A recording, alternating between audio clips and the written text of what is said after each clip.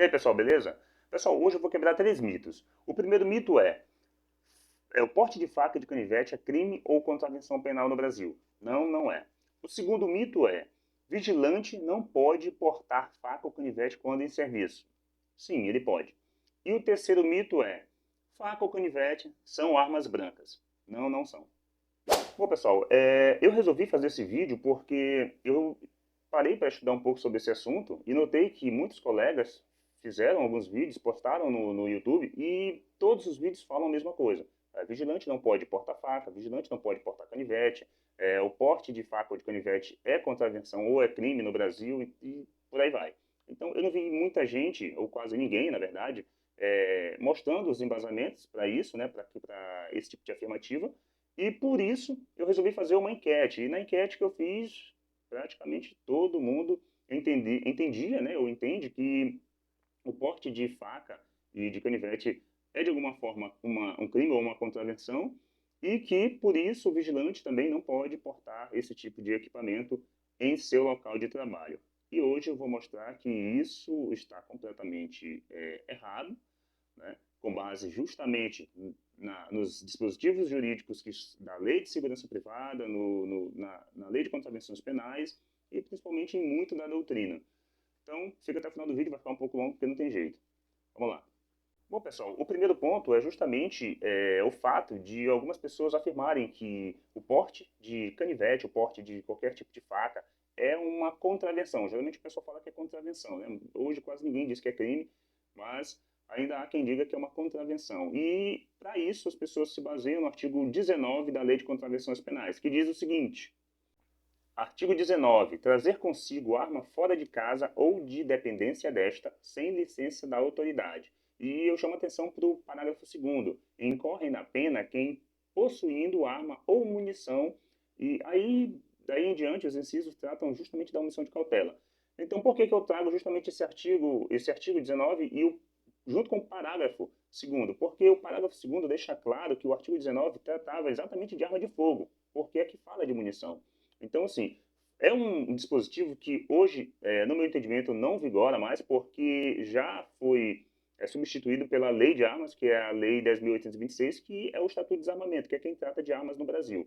Então, esse dispositivo ele não tem qualquer vigência em relação à arma de fogo, e muito menos sobre faca ou canivete, porque aqui não tem nenhum dispositivo em seus incisos ou em qualquer outro artigo que trate desse assunto. E o caput do artigo, ele é bem claro em dizer que o crime é trazer consigo arma fora de casa ou de sua dependência sem licença da autoridade. Pessoal, não existe, nunca existiu, e talvez, né, venha a ter no futuro, mas nunca existiu qualquer tipo de procedimento administrativo jurídico para obtenção de licença para porte de lâmina, porte de faca ou de canivete. Então, se não existe esse procedimento, o Estado não pode dizer que uma pessoa comete infração, comete uma, é, uma contravenção penal por não ter essa licença e portar uma lâmina. Não faz sentido. Então assim, fica claro que esse artigo especificamente não pode ser utilizado na defesa de que o porte de lâmina, faca ou canivete, é contravenção no Brasil. Claro? Vamos para a questão dos vigilantes especificamente agora. Bom, pessoal, no caso dos vigilantes, o pessoal geralmente se baseia na própria lei, a princípio, né, no artigo 22 da Lei 7.102, de 83, que trata justamente dos equipamentos, dos principais armamentos que o vigilante pode utilizar quando em serviço. É interessante, eu chamo a atenção para isso, o artigo diz que as empresas de segurança poderão dotar seus vigilantes, por exemplo, de revólver 32, revólver 38, cacetete de madeira, algema, por aí vai. Beleza, entenda que esse artigo, ele não proíbe nada. Ele só, justamente, ele dá o direito de que a empresa possa adotar seus vigilantes. Ele não está proibindo nada. As pessoas geralmente leem o artigo e entendem que o que não está ali é proibido. Esse é um cuidado que você tem que ter. Eu fiz o meu livro de segurança privada justamente para que as pessoas entendessem essa diferença. O princípio da legalidade ele se aplica de forma completamente distinta no setor público e no setor privado. No setor privado, só é proibido aquilo que a lei proíbe expressamente. Ou seja, eu não posso fazer aquilo que a lei proíbe. Já no setor público é completamente diferente. Eu só posso fazer aquilo que a lei permite. Compreendeu a diferença? Então, quando você vê uma lei que não trata, não versa sobre determinado assunto na esfera privada, significa que aquele assunto ele não está regulado e que você pode fazer o que bem entender, desde que não cometa nenhum crime tipificado. Ou seja, eu posso portar um canivete, posso portar uma faca? Posso. Não existe tipificação penal nesse sentido. Eu não posso utilizar aquilo para cometer um crime. Compreendido? Então, assim, esse artigo especificamente da Lei de Segurança Privada, ele não veda o porte de canivete por parte do agente. Agora, há outros dispositivos que o pessoal entende que estaria vedando, então vamos a eles. Pessoal, um outro dispositivo já é da portaria, nova portaria 18045 de 2023, e o artigo é o artigo 110. Eu vou ler o artigo em toda a sua íntegra, né, para que não reste dúvida. Então, é o seguinte. Artigo 110. As empresas de segurança especializada e as que possuem serviço orgânico de segurança somente poderão utilizar armas, munição, coletes de proteção balística e outros equipamentos descritos neste normativo.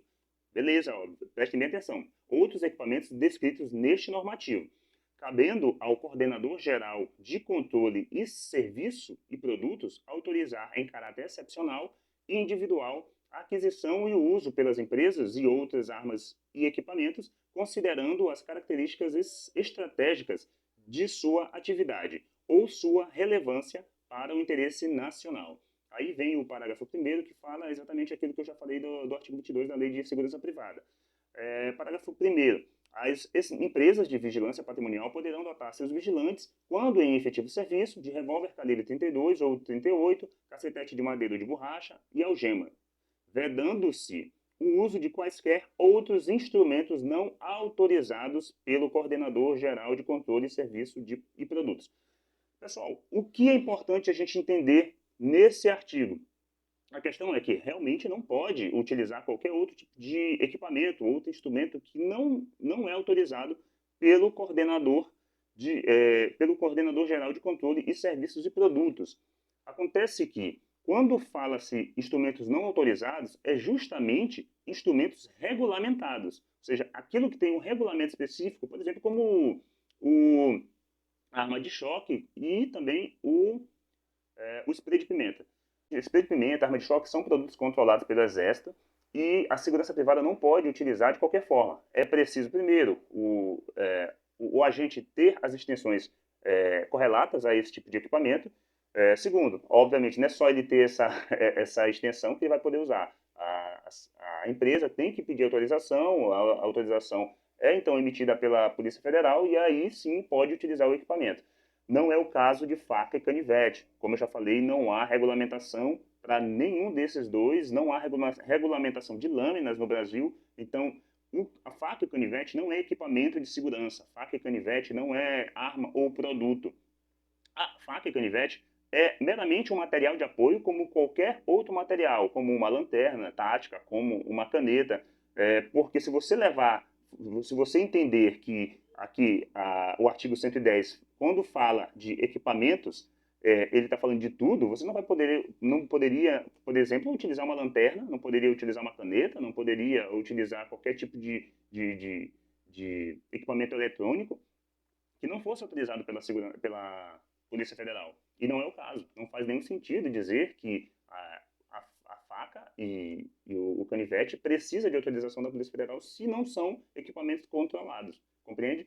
Na mesma portaria, há um outro dispositivo que geralmente o pessoal utiliza para dizer que o vigilante até poderia utilizar um canivete, uma faca, mas somente se a empresa disponibilizasse. E não existe isso na portaria, senhores. Isso nunca existiu. E eu já vi repetirem isso muitas e muitas vezes. Eu vou ler aqui o dispositivo e vou explicar melhor. Bom, da atividade. Artigo 17. As empresas de vigilância patrimonial não poderão desenvolver atividades econômicas diversas das que estejam autorizadas. Parágrafo 1º. Para o desenvolvimento de suas atividades, a empresa de vigilância patrimonial poderá utilizar toda a tecnologia disponível, desde que não represente ameaça à vida, à saúde e à dignidade da pessoa humana. Aí o parágrafo 2º. Os equipamentos e sistemas eletrônicos utilizados na forma do artigo 1º do parágrafo 1º deste artigo somente poderão ser fornecidos pela empresa de vigilância patrimonial sob a forma de comodato. Ou seja, aqui não está falando de faca, não está falando nem mesmo do equipamento do vigilante, está falando justamente dos equipamentos tecnológicos que a empresa poderá utilizar em seu contrato. Então, assim, esse artigo também não cabe em relação ao porte de arma, ao porte de faca ou porte de canivete. Note que eu não estou denominando canivete e faca como armas, porque de fato eles não são. Eles podem ser utilizados como arma imprópria, como uma chave de fenda, como um martelo, como uma serra, como um bastão. No entanto, eles não são armas. Eles podem ser armas impróprias. Armas impróprias é tudo aquilo que você utiliza como um objeto de ataque em um momento de fúria, em um momento de crime, em uma situação de confronto. No entanto, arma tem uma definição e no caso do Brasil, hoje não temos qualquer definição sobre arma branca. Não existe nenhuma lei que defina, mas existiu. E eu vou ler essa lei agora para que vocês entendam, porque apesar de a lei já ter sido revogada, na verdade trata-se de um decreto, mesmo ela tendo sido revogada, temos na doutrina de perícia criminal já um material robusto tratando exatamente desse tema. Então, eu vou trazer para vocês. O decreto é o 3.665 de 2000. Salvo engano, ele foi revogado em 2018. Mas ele traz a seguinte redação. Em seu capítulo 2º, né, que trata das definições, temos o artigo 3º. E lá no artigo 3º temos algumas definições a partir do inciso 9, que é a definição de arma. Presta bem atenção nessa definição de arma. Essa aqui que é a chave para que você entenda toda essa matéria. Arma, artefato que tem por objetivo causar dano permanente ou não a seres vivos e coisas. Essa é uma definição ainda um pouco genérica, mas ela corrobora com a definição que predomina na doutrina pericial. Arma branca. Artefato cortante ou perfurante, normalmente constituído por peça em lâmina ou oblonga. Bom, agora então você deve estar se perguntando, bom, Erlen, você me disse que a faca e o canivete não eram armas brancas. Você está me dizendo que a arma branca é todo artefato perfurante ou cortante, então uma faca ou um canivete é uma arma branca. Não, pessoal, é importante você entender esse inciso, levando em conta, claro, a definição de arma. Uma arma branca não é uma arma? Então, arma branca, para ser arma branca, ela tem que ser uma arma. E arma, ela tem uma definição específica. Como eu falei, arma é um artefato que tem por objetivo, e aí é um objetivo específico, causar dano permanente ou não. A faca, ela foi criada para causar dano? Não. A faca, ela é utilizada muito mais como um material doméstico, um recurso doméstico. Então, ela não foi criada especificamente para causar dano ou não. Na doutrina da perícia, esse conceito até ele é um pouco maior. Arma é todo tipo de equipamento, todo tipo de artefato que é utilizado tanto para ataque quanto para defesa. Ou seja, um escudo seria uma arma branca. Mas, nesse caso, estamos tratando de faca. Uma espada poderia ser considerada uma arma branca, levando em conta esse decreto, óbvio. Eu estou dizendo aqui que esse decreto já foi revogado. Então, hoje não temos uma definição. E se você hoje sair com uma espada na rua, você não pode ser preso também, né? Aí vai de cada um também. Eu não estou dizendo que o vigilante deve portar uma espada no posto, pessoal. Eu estou falando que não existe uma definição clara hoje no Brasil, jurídica, né, que trate o canivete ou a faca como arma branca. Não existe uma definição de arma branca. E a definição que existia até 2018 não traz esse atributo ao canivete e à faca, mas somente a todo e qualquer objeto que tenha sido criado com essas características para defesa ou ataque. Não é o caso da faca, não é o caso do canivete, que pode ser utilizado para 1001 coisas. Mas para não dizer que eu estou sendo desonesto, pessoal, eu tenho que passar uma informação para vocês. É o seguinte, apesar de tudo que eu falei, de todo esse material que eu mostrei para vocês, que é técnico, que é jurídico, o STJ compreende que, sim, a pessoa que é pega portando uma faca ou um canivete, ela pode ser presa com base na Lei de Contravenções Penais, lá no artigo 19, que eu já falei que não trata de lâminas, mas com base ali no ambiente, com base nas circunstâncias que essa pessoa foi encontrada, e talvez até com antecedentes, ou seja, se é um criminoso costumaz, se ele é pego com a faca, o STJ entende que essa pessoa pode ser presa com base no artigo 19 da Lei de Contravenções Penais e responder por uma contravenção penal. Mas, como eu falei, não existe embasamento jurídico para isso. Isso é parte da doutrina jurídica, não é doutrina técnica pericial.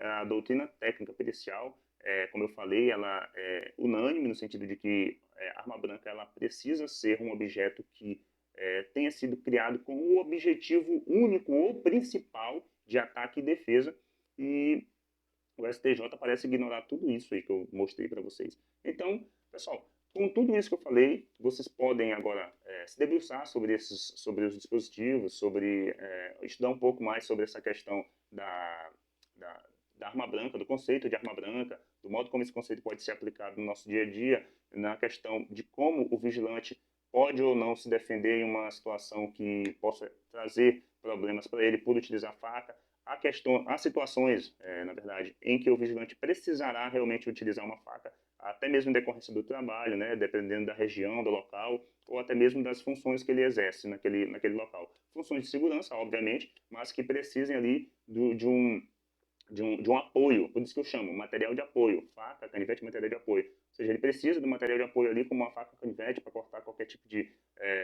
material, né, que porventura tenha no posto dele, né, que seja uma função dele. Então, ali, função, obviamente, voltada para a segurança. Então, tem vários casos. Na área de segurança, lâminas, elas são essenciais. Lâmina não é só utilizada para ataque e defesa, pessoal.